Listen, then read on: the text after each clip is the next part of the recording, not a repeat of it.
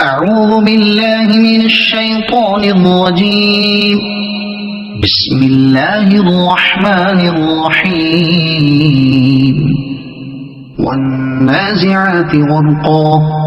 والناشطات نشطا والسابحات سبحا فالسابقات سبقا فالمدبرات أمرا يوم ترجف الراجفة تتبعها الرادفة قلوب يومئذ واجفة أبصارها خاشعة يقولون أئنا لمردودون في الحافرة أئذا كنا عظاما نخرة قالوا تلك إذا كرة خاسرة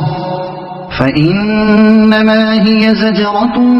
واحدة فإذا هم بالساهرة هل أتاك حديث موسى إذ ناداه ربه بالوادي المقدس طوى اذهب إلى فرعون إنه طغى فقل هل لك إلى أن تزكى وأهديك إلى ربك فتخشى فأراه الآية الكبرى فكذب وعصى ثم أدبر يسعى فحشر فنادى فقال أنا ربكم الأعلى فأخذه الله نكال الآخرة والأولى إن في ذلك لعبرة لمن يخشى أأنتم أشد خلقا أم السماء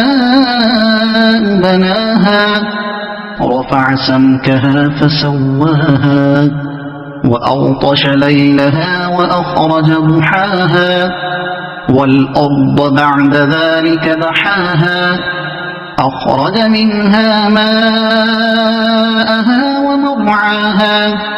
والجبال أرساها متاعا لكم ولأنعامكم فإذا جاءت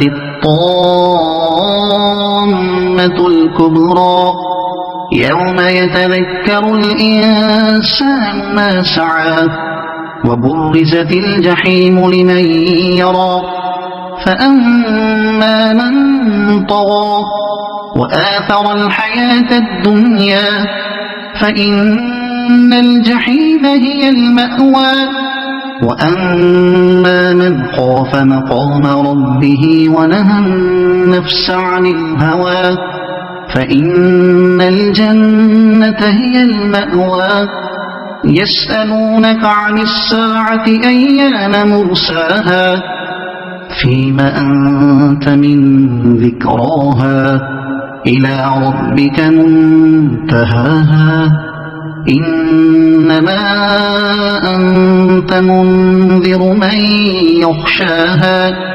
كأنهم يوم يرونها لم يلبثوا إلا عشية أو ضحاها صدق الله العظيم.